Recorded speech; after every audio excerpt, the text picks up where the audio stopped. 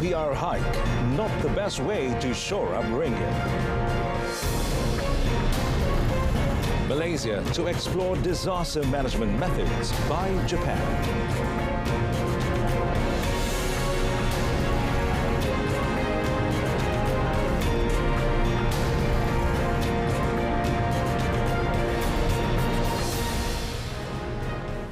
Salam Malaysia Madani. I'm Muhammad Amin Carlos and you're watching Malaysia Tonight. The body of former Sarawak Governor Tun Abdul Taib Mahmud, who passed away early this morning, arrived at the Kuching International Airport at 4:25 p.m. Accompanied by his wife, Tuan Puan Ragad Kurdi Taib, Tun Abdul Taib's body was flown from Subang Air Base aboard a C-130 Hercules aircraft belonging to the Royal Malaysia Air Force, the RMAF. Now, the former Sarawak Governor will be laid to rest after Zohor prayers tomorrow. Tun Abdul Taib breathed his last at a hospital in Kuala Lumpur at 4:40 a.m. today.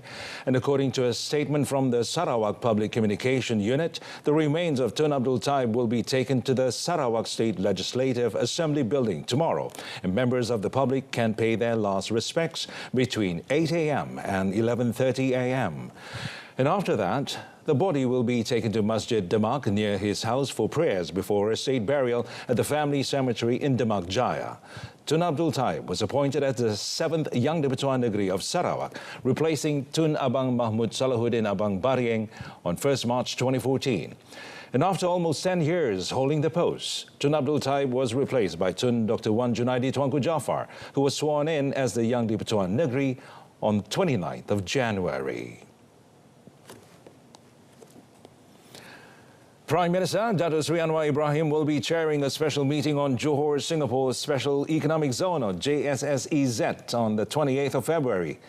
And speaking in a post-cabinet meeting media conference today, Communications Minister Fahmi Fadil said the meeting will discuss policy matters on the setting up of the zone. Johor Menteri Besar Dato' Onn Hafiz Ghazi, state excos and representatives from various ministries are expected to attend the meeting. Ada sejumlah perkara sebagai contoh ada melibatkan sepadan ataupun melibatkan aspek immigration, ya, ataupun ada mungkin aspek-aspek yang melibatkan Kementerian Keuangan. Jadi setiap kementerian akan ada prosesnya sendiri, tapi bila dipertemukan Perdana Menteri dan juga Menteri Besar Johor, maka signal kepada kami di Putrajaya ialah kita perlu percepatkan proses tersebut dan termasuklah sekiranya kita perlu lakukan sejumlah perincian dasar untuk diputuskan oleh Jemaah Menteri. Fahmi, who is also the Madani government spokesperson, said this at the post-cabinet meeting press conference in Putrajaya today. Well, asked if the issue of the location of the JSSEZ caused the delay in the establishment of the zone, Fahmi insisted that the issue was not the main factor, but rather the establishment of JSSEZ involved several policy matters that needed to be decided jointly between the federal and state governments.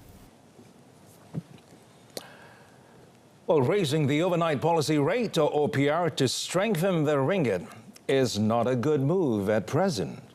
Well, Communications Minister Fahmi Fadil said this in view of its impact on the people.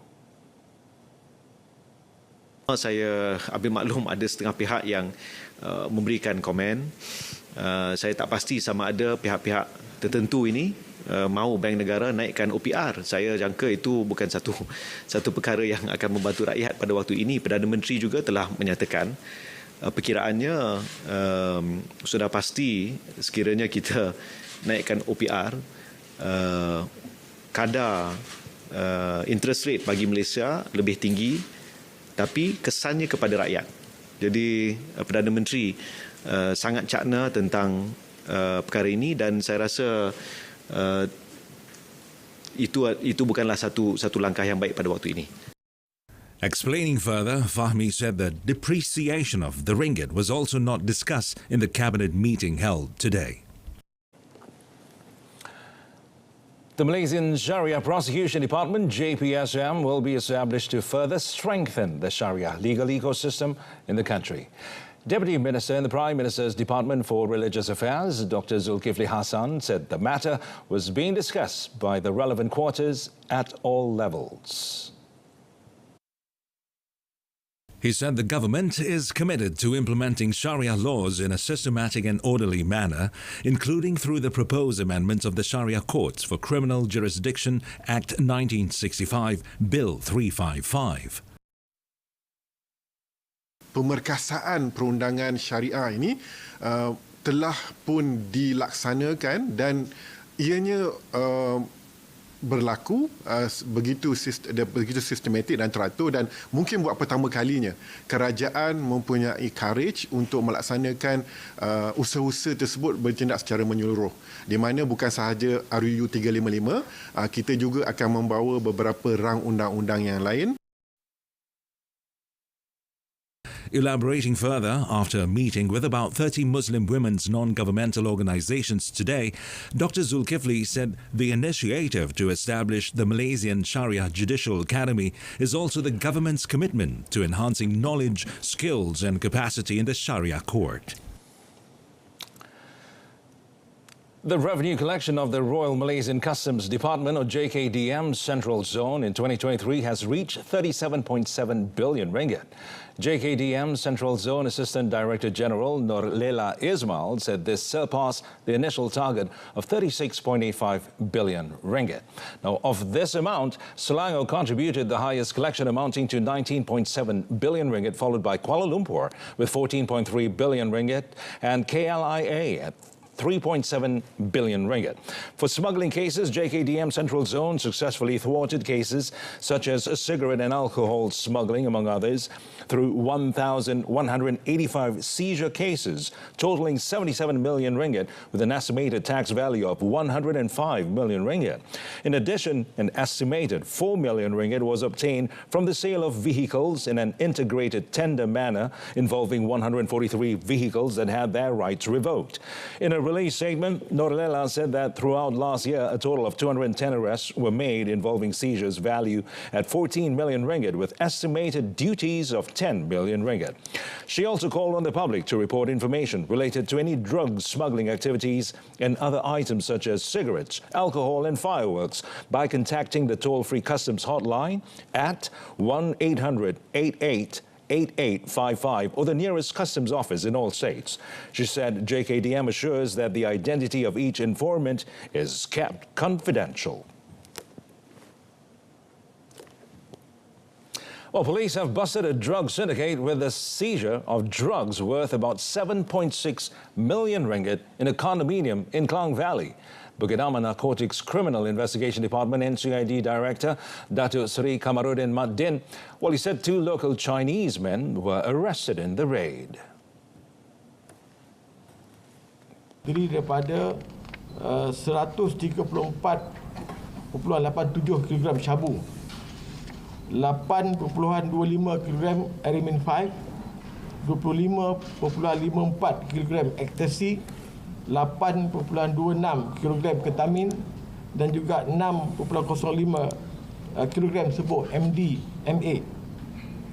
Jumlah dadah yang kita rampas ini dianggarkan boleh digunakan oleh seramai 850,000 orang penagih dadah. Speaking at the Cheras Police Headquarters, Datuk Seri Kamarudin said police also seized a pistol, 2 magazines, 2 luxurious cars and a smartwatch. The 2 suspects are being remanded for 7 days to assist with the investigation. The case is being investigated under Section 39B of the Dangerous Drugs Act 1952.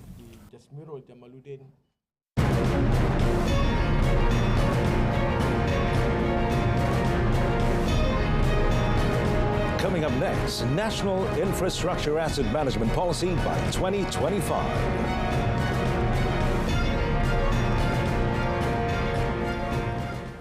Well, Malaysia will explore several new measures used by Japan in managing disasters, including the use of artificial intelligence and big data. Deputy Prime Minister Datuk Seri Dr. Ahmad Zahid Hamidi said the methods are deemed effective in handling the issues of natural disasters, particularly over a long period of time. Now, Datuk Seri Ahmad Zahid, who is also the chairman of the National Disaster Management Committee, said the initial step would be coordinated by the National Disaster Management Agency, or NADMA, and the Drainage and Irrigation Department, JPS. Ini saya berpendapat pengalaman berada di Osaka ini adalah satu pengalaman yang sangat perlu bagi kita menyediakan rancangan jangka panjang supaya masalah banjir ini dapat diurus dengan baik, dan permasalahan jangka panjang penyelesaiannya mesti dilakukan ketika kos untuk pemasangan dan juga pembaikan serta mengubah suai dan juga menaikkan taraf ini ketika kos yang tidak terlalu tinggi berbanding dengan apabila ianya akan dilakukan untuk 30 tahun mendatang umpamanya atau 50 tahun mendatang. Well, speaking after a briefing on disaster management in Osaka, Japan, he also said he will hold a discussion with Energy Transition and Public Utilities Minister Datuk Seri Fadillah Yusof to coordinate all mitigation efforts to reduce the risk of disasters in the country. The Works Ministry aims to implement the National Infrastructure Asset Management Policy by 2025 to enhance awareness regarding the critical significance of infrastructure asset maintenance among the public and various organizations in the country. Now, Deputy Works Minister Datuk Seri Ahmad Mazlan emphasized that this policy is crafted to cultivate efficient maintenance practices, ensuring the longevity of buildings and enhancing the comfort of the people. He explained that priority will be given to facility management, not only for government-administered buildings, but also for the private sector, encompassing various types of structures such as houses, towers and schools, as well as roads, highways, bridges and slopes. Oleh itu sebab perlunya dasar selenggara aset infrastruktur negara ini, supaya kita ada minda pelanggaraan ataupun maintenance mentality untuk kita pastikan bangunan-bangunan yang dibina, jalan-jalan yang dibina dan semua fasiliti yang dibina akan diselenggara dengan baik supaya hayatnya panjang, supaya dia bermanfaat dan selesa digunakan oleh rakyat. Datuk Seri Ahmad said this after inaugurating the Malaysian Association of Facility Management International Seminar in Kuala Lumpur. The Johor State Government aims to revive 1 abandoned and 5 sick projects across 4 districts this year, with an estimated property value exceeding 700 million ringgit. Now, State Housing and Local Government Committee Chairman Dato' Muhammad Jafni Mat Syukur, he revealed that these projects involve a total of 1,928 housing units. Dato' Muhammad Jafni said all the projects are slated for completion through the collaboration of various parties, including the State Housing Development Corporation of Johor, 16 local authorities and technical agencies. He listed the 5 SIC projects as Taman Sri Unas Permai in Muar, Taman Desa in Tangka, Taman Residensi Larkin Indah and Taman Molek Perdana in Johor Bahru and Taman Impiana Kulai. Earlier, he presented the vacant possession certificates to a portion of buyers of Residensi Larkin Indah, a project that had been delayed for over 2 years. It is one of 6 Terima projects in Johor. Lepas penyaluran deposit tu, pembeli akan Terima akan serahkan kunci. Biasanya ada orang akan bawa ke rumah, setiap unit rumah tu untuk confirmkan certification lah, rumah tak ada defect dan sebagainya lah. Tapi saya minta untuk shortcutkan benda tu, maksudnya boleh serah kunci, lepas tu dia sendiri boleh check rumah tu sendiri, jadi tak payah manpower yang ramai lah untuk jimatkan masa. Tetapi kalau ada isu masa dia orang buat melawat rumah mereka tu sendiri, baru datang balik kepada kaunter untuk highlight isu-isu yang mereka rasa mungkin ada small defect dan sebagainya lah. Well, the manufacturing industry operated at 79.8% capacity in the fourth quarter of last year, edged down by 0.4 percentage points from a rate of 80.2% in the same period of 2022.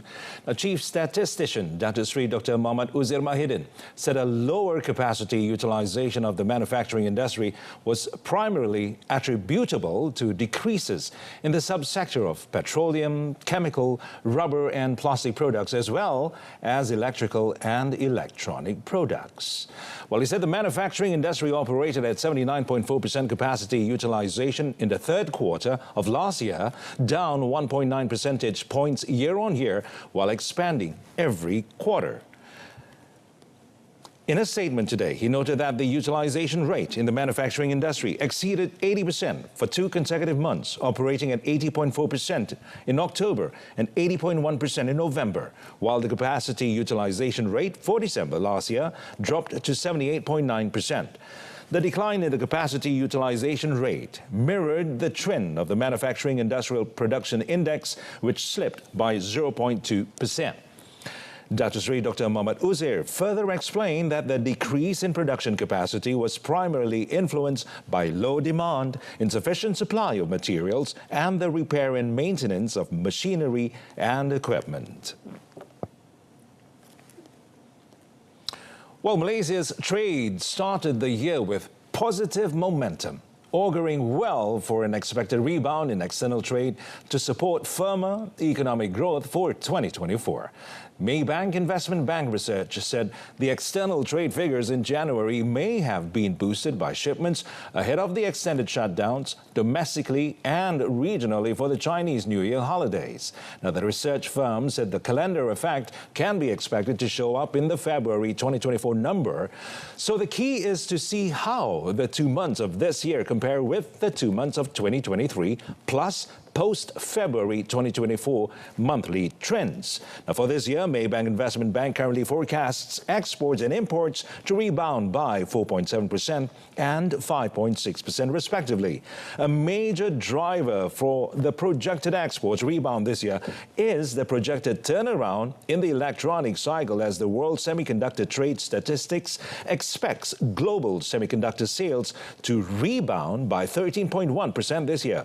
Meanwhile, Public Investment Bank Burhan said the anticipated upswing in the global semiconductor market this year is particularly promising for major electrical and electronics, that's E&E exporters, such as Malaysia, given that exports of E&E products constitute over 40% of the nation's total gross exports.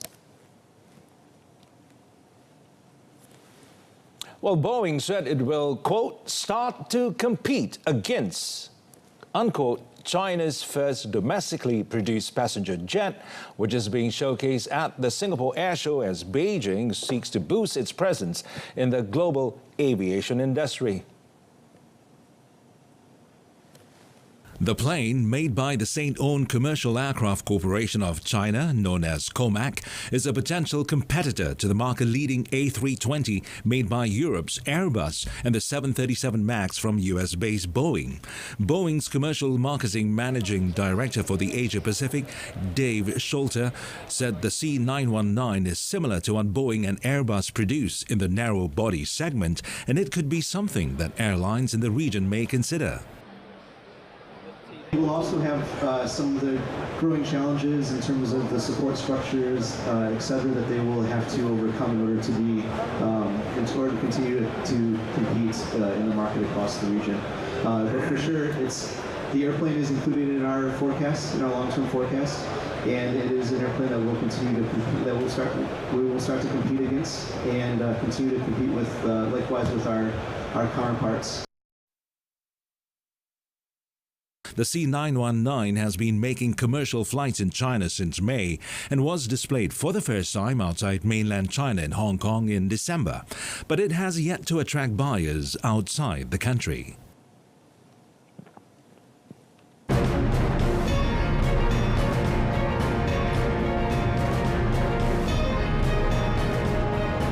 Still ahead, Thai man admits attempted rape of Chinese woman.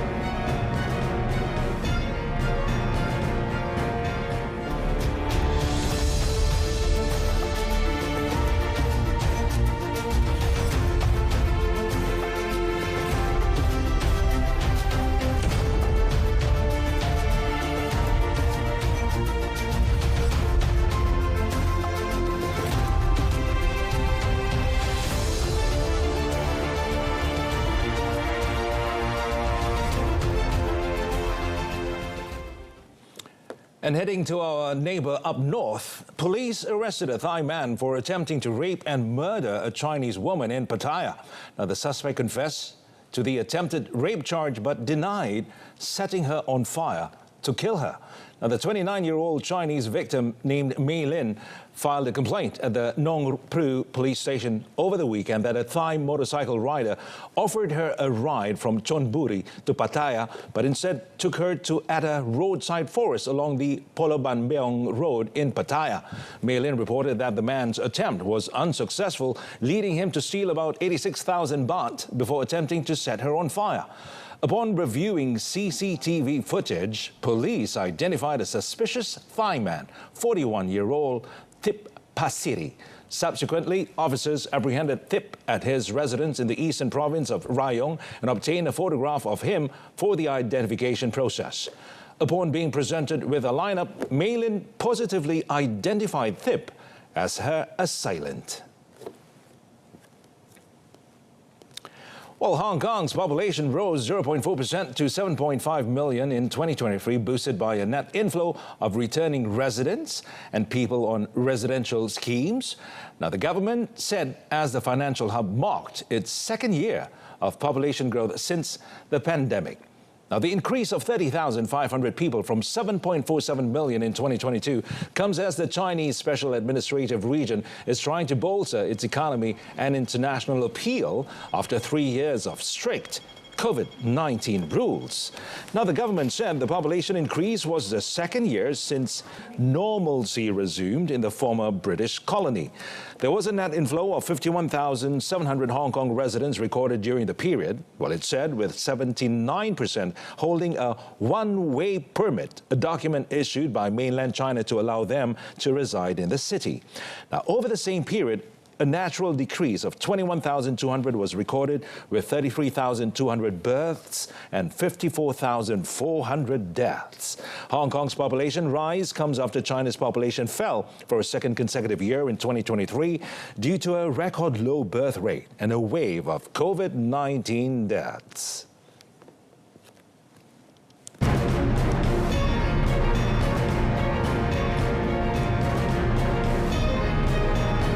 In sports, naturalized striker Morales joined JDT.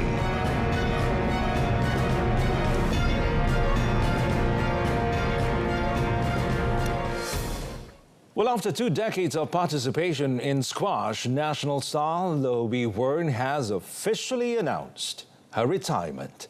The 33-year-old player made the announcement via Facebook at about midnight on Tuesday.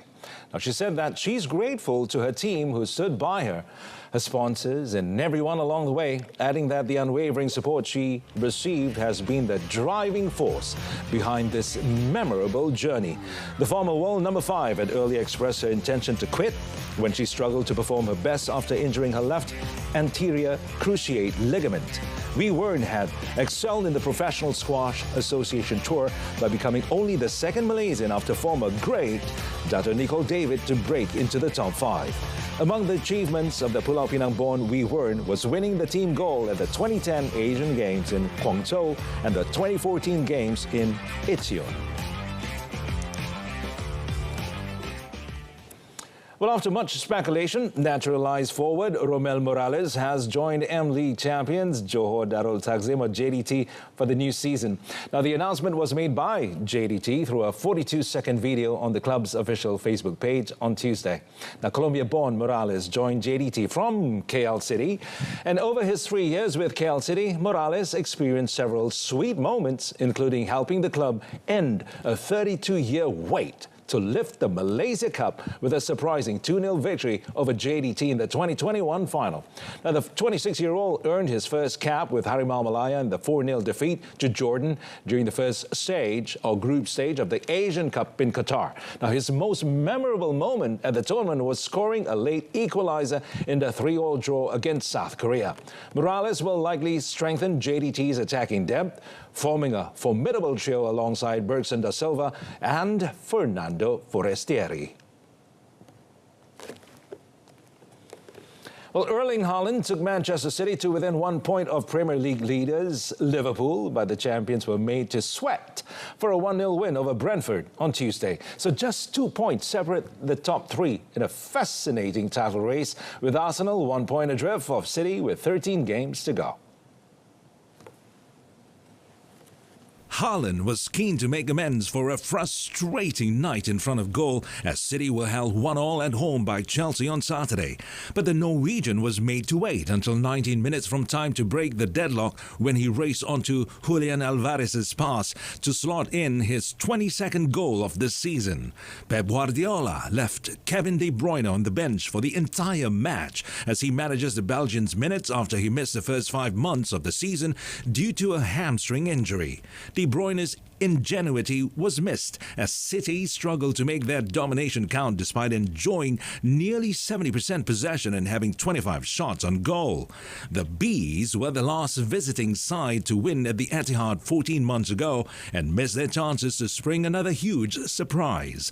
Liverpool and Arsenal's hopes of a second unlikely gift from City in the title race in 4 days seemed dim as City remained well in the hunt to become the first side ever to win 4 consecutive Premier League titles.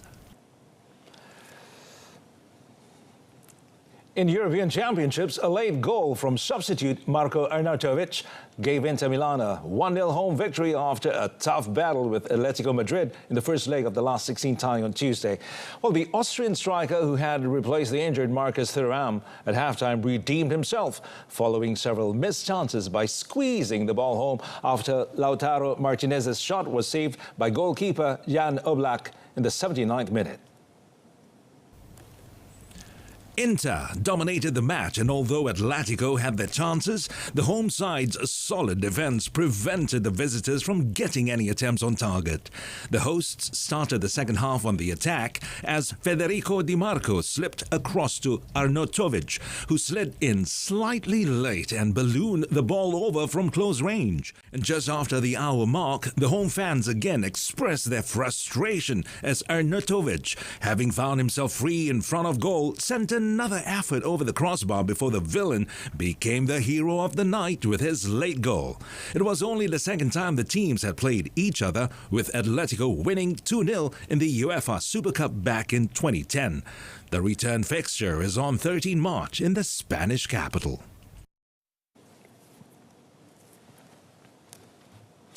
Well, that's it from us this evening. In our top story, OPR hike, not the best way to shore up ringgit. From the river to the sea, Palestine will be free. Thanks for watching.